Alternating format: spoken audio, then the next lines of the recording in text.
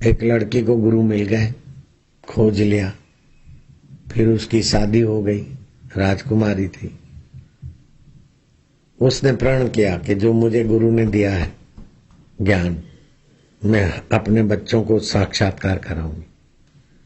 बच्चे को दूध पिलाती, ज्ञान की बातें सोचती, बच्चे को समझाती तो बोले तुम शरीर नहीं हो, तुम मन नहीं हो, तुम दुखी नहीं होते हो, मन दुखी होता है, तुम बीमार नहीं होते हो, मन शरीर बीमार होता है, तुम इन सब को जानने वाले हो, तुम बालक नहीं हो, तुम रोते क्यों हो, तुम शुद्ध बुद्ध हो, चैतन्य हो, शुद्धो असि बुद्धो असि,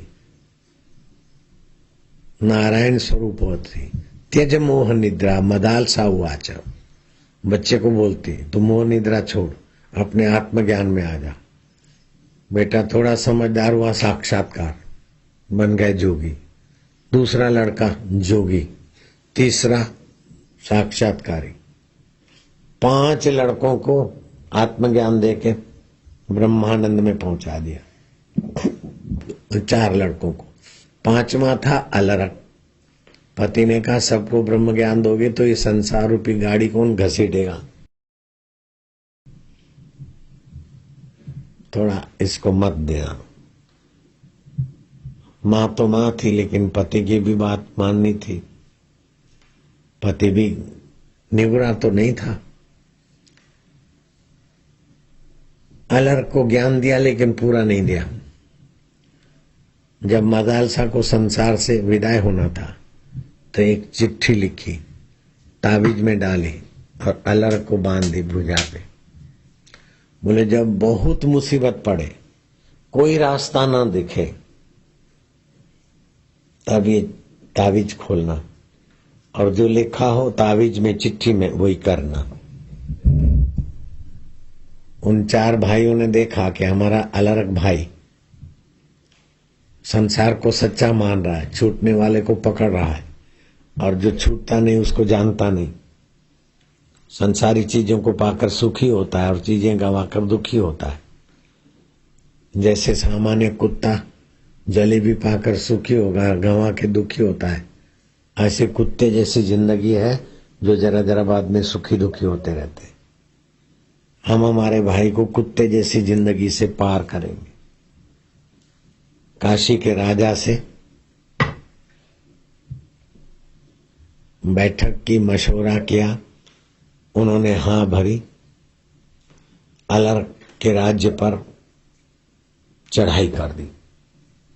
4 भाई और काशी नरेश। तो काशी नरेश और 4 भाई, अलर्क तो छोटा भाई था, बड़े भाइयों के साथ युद्ध कैसे करे। और वो काशी नरेश की सेना बड़ी सेना है, बड़ा राज्य है, चारों तरफ से घुटन महसूस हुई, कोई उपाय नहीं सूझा।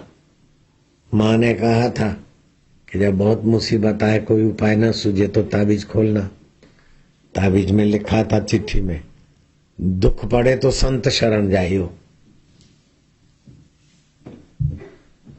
दुख पड़े तो संत शरण जाइयो।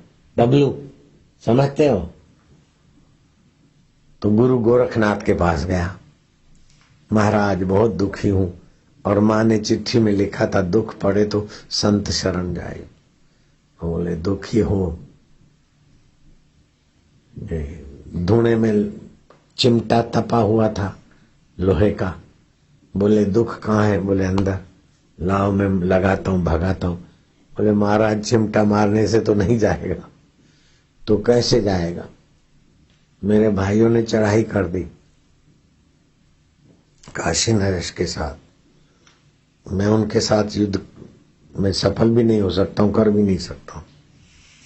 तो दुख इसलिए कि राज्य बना रहे हैं, दुख इसलिए डिजायर है, तुम्हारी इच्छा है, ऐसा होना चाहिए, ऐसा नहीं होना चाहिए, इसलिए दुख होता है। और ये इच्छा मन में होती है। तो तुम मन हो क्या? मन बदलता है, उसको तुम जानते हो। बुद्धि के निर्णय बदलते हैं, बुद्धि बदलती है, उसको भी तुम जानते हो। अलर्क तुम मदालसा के पुत्र हो ना? बोले हाँ महाराज। फिर संसार बदल रहा है। पंच भौतिक शरीर, पंच भौतिक संसार, मान बुद्धि अहंकार, ये आदि देवी, ये सब में हेर फेर होती है। आत्मा नित्य है, आनंद रूप है। टेंशन की तो बेवकूफी के सिवा टेंशन है नहीं। मैं इससे शादी करूं, उससे शादी करूं, पहले से अपने को फंसा रहे। असली शादी कर लेना चाहिए। मैं ये पढ़ूं वो पढ़ूं, असली पढ़ाई पढ़ लेना चाहिए। जो नीच बुद्धि के लोग होते हैं वो नीची चीजों में मारे जाते हैं और बाहर जन्मते रहते हैं। तो ऊंची माँ का बेटा है, अलग ऊंचे में ऊंचा पर ब्रह्म परमात्मा तेरा आत्मा है। तुझे दुख हो सकता है क्या? बोले नहीं महाराज, मन को हुआ था, वासना को हुआ था। तो तू कौन है? बोले महाराज आपकी कृपा से मैं वही हूं। क्या है तू? गोरखनाथ के सामने देखते देखते अलग का ईगो अणु जैसे पानी का बुलबुला टूट जाए तो सागर बन जाए, ऐसी जीवत्व विलय हुआ, ब्राह्मी स्थिति प्राप्त हो गई। चेहरे पर चमक आ गई, आंखों में नूर आ गया, हृदय में तसल्ली आ गई कि दुख था ही नहीं, भय और शोक और चिंता थी नहीं, हो सकती नहीं। खाम खा दुखी हो रहे अज्ञानवश। जो छूट रहा है उसको पकड़ना चाहते और जो सदा है उसमें प्रीति नहीं। इस दुर्भाग्य से ही दुख है। मैं सीए करूं, सीए हो गया, अब ये करूं, वो करूं, फिर बच्चा करूं, बच्चे की शादी करूं, अंत में देखे उसका टेंशन लेके मर गए। धिक्कार है ऐसे जीवन को। आत्मलाभात परम लाभम न विद्यते। आत्मलाभ से बड़ा कोई लाभ नहीं है। आत्मज्ञानात परम ज्ञानम न विद्यते। आत्मज्ञान से बड़ा कोई ज्ञान नहीं है। आत्म सुखात परम सुखम न विद्यते। आत्म सुख से बड़ा कोई सुख नहीं है। मैं मदालसा का बेटा होकर उलझ गया था। महाराज, ये राज्य पाठ में आपको अर्पण करता हूं। जो भी मैंने आज तक पुण्य दान यज्ञ व्रत उपवास किए, जो भी सत्कर्म किए, सब आपको अर्पण करता हूं। फिर भी आपका कृपा का बदला मैं नहीं चुका सकता हूं। आत्मज्ञानी गुरु की कृपा का बदला कोई चुका नहीं सकता। लेकिन जो अड़ियल रहते हैं वो अपने भाग्य को खोलने के बदले पेटी पैक कर देते हैं। अलर्क ने अपने भाग्य को खोल दिया।